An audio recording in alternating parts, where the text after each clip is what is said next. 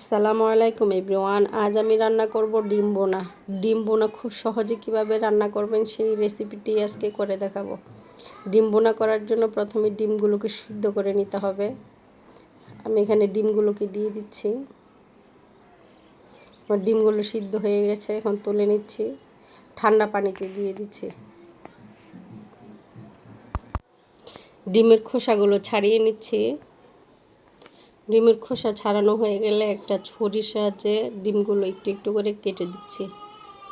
এখন একটা ব্লেন্ডার জারে দিয়ে দিচ্ছি একটি পেঁয়াজ, একটি টমেটো, কয়েকটা কাঁচামরিচ, কয়েক টুকরা রসুন, 1 চামচ সরিষা, এগুলো ব্লেন্ডিং করে নিয়েছি। ডিমের মধ্যে দিয়ে দিচ্ছি হলুদ আর লবণ দিয়ে মাখিয়ে নিচ্ছি। একটি প্যানের মধ্যে দিয়ে দিচ্ছি তেল। এখন একে একে ডিমগুলো দিয়ে ভেজে নিব।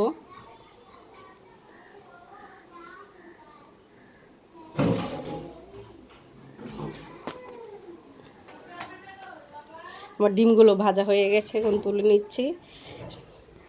ডিম ভাজা তেলে পেঁয়াজ দিয়ে ভেজে নিব।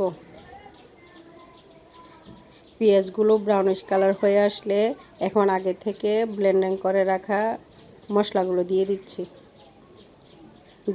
1 চামচ হলুদ, আধা চামচ জিরার গুঁড়া আর 1 চামচ মরিচের গুঁড়া, এগুলোকে দিয়ে একটু কষিয়ে দিয়ে দিচ্ছি একটু পানি। 1 চিমটি চিনি দিয়ে একটা ঢাকনা দিয়ে ঢেকে মশলাগুলো কষিয়ে নিয়েছি। মশলাগুলো ভালো করে কষানোর জন্য আর একটু রান্না করে নিতে হবে।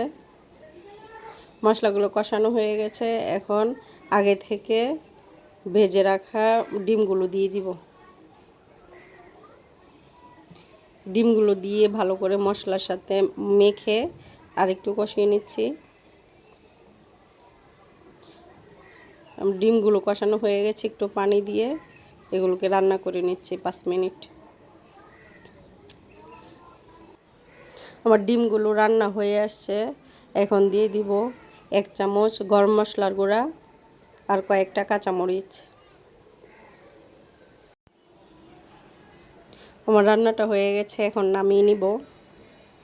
খুব সহজে রান্না করে ফেলেছি ডিম ভুনা।